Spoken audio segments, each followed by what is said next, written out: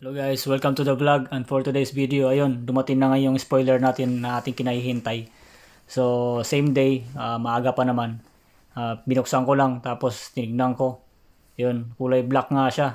Akala ko, in-expect ko, ano siya, gray lang o plastic primer. Yun, nakapintura na pala siya ng black. So anyway, dinala ko na kaagad din sa shop kasi nagpipintura na sila ng kotse doon. So kailangan na maisabay na para isang buga na lang. How was it? You scratched it already? Ah, yes.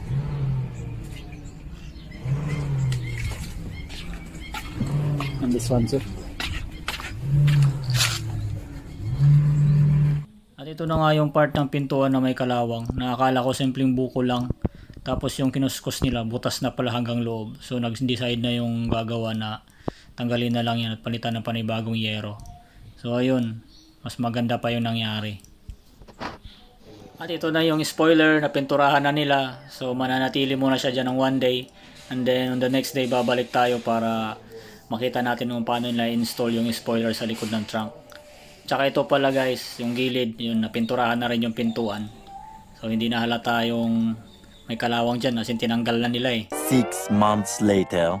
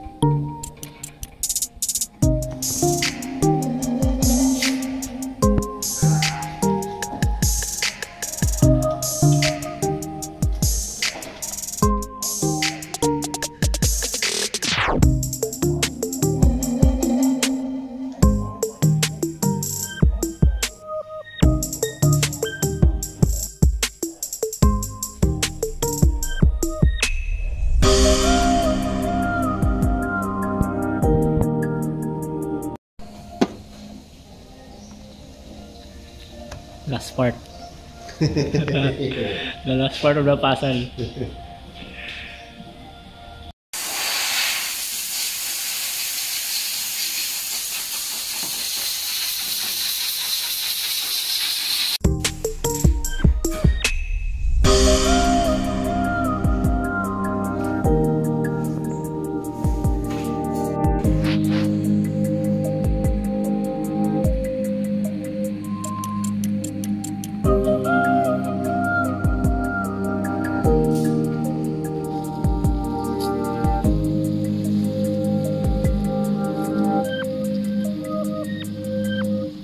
Yan ang update natin sa sakyan natin.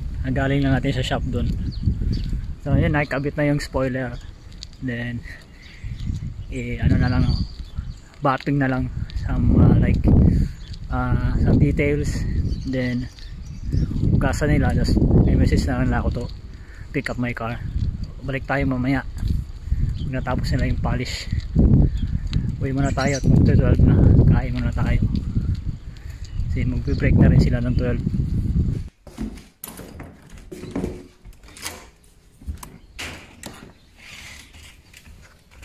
Nag-text yung may-ari ng shop, yun, pick upin ko na daw yung sasakyan natin. So tara, punta natin, excited na ako eh.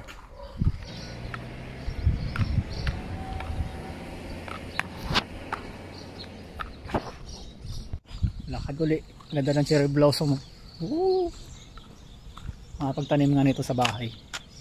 Yun o. Dito na tayo duman sa kabila para mas mapatagal pa yung lakad natin. Bahay for sale.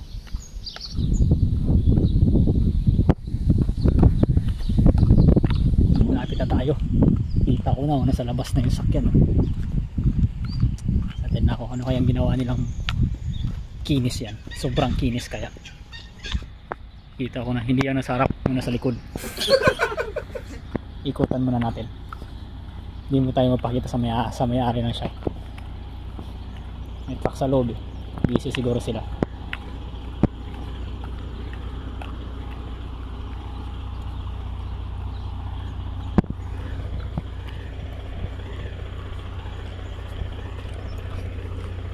Tingnan muna natin. Yan o. Paan.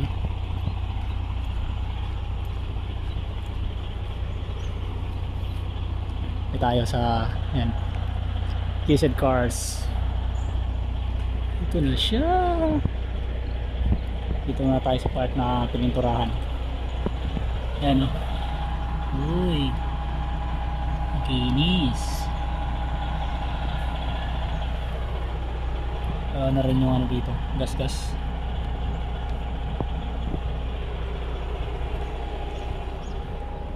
Okay.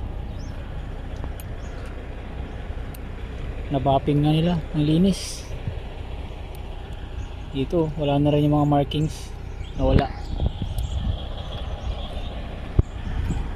Susi. Susi ko. Dito nawala na rin yung markings. Nasagi yun ng ano, first owner. Okay. Okay, malinis. Tingnan ko pala itong ano.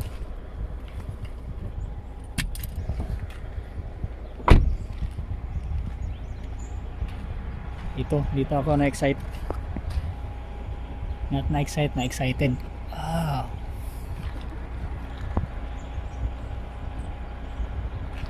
Okay. Nice.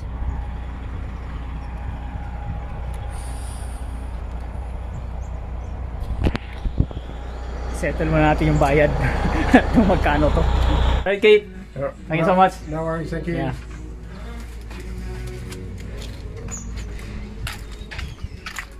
Alright guys. Uwi na tayo. Kuha na natin. Let's go.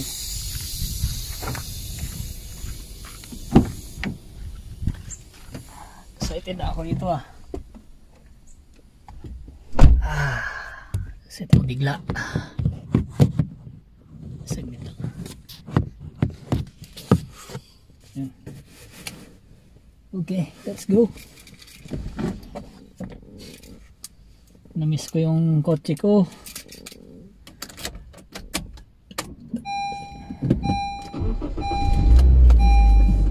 Mahigit 1 week din na nawala sa akin to. Na-miss ko bigla.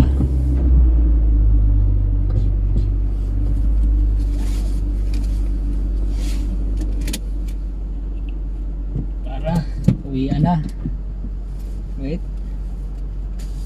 Yung cards ko. Driver's license. Yun.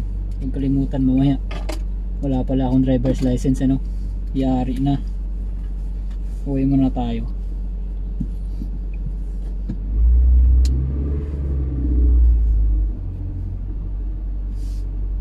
Where should I go?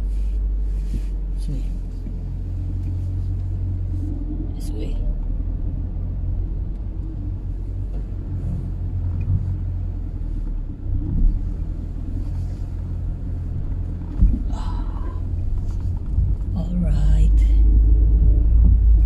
Gandahan ng may backup camera. Hindi ka na masyadong titingin sa side mirror. Gusto na natin yung seat. Medyo malayo. Yan. Ano ba? Yan. Uwi na. Let's go.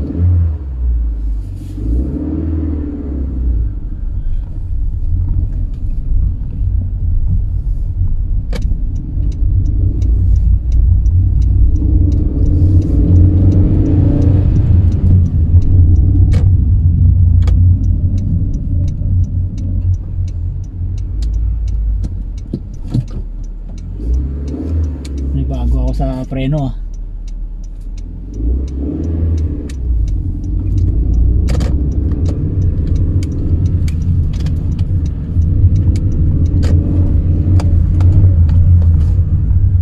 Malapit yung Manobela.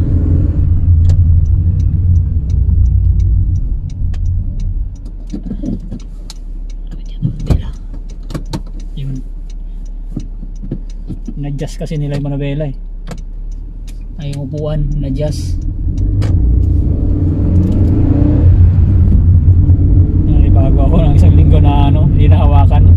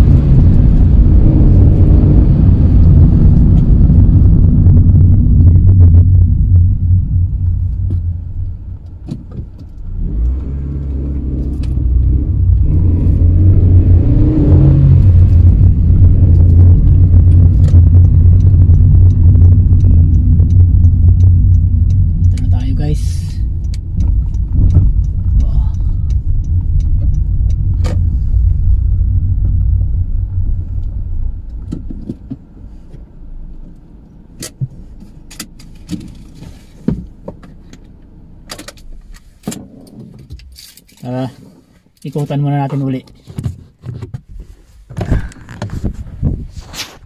So yan siya. Yan na yung spoiler natin.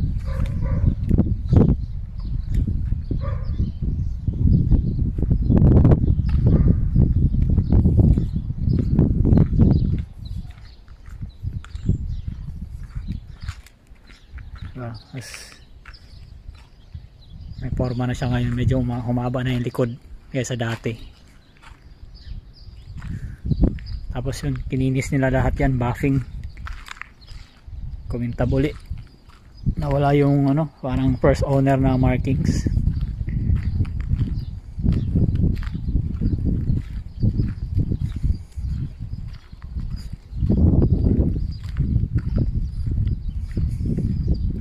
Tingnan nyo, panalo ba?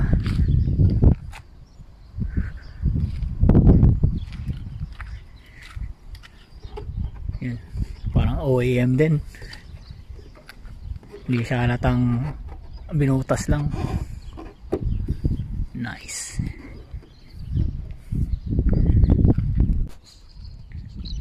Ayun, so I think that's it for today's video, guys.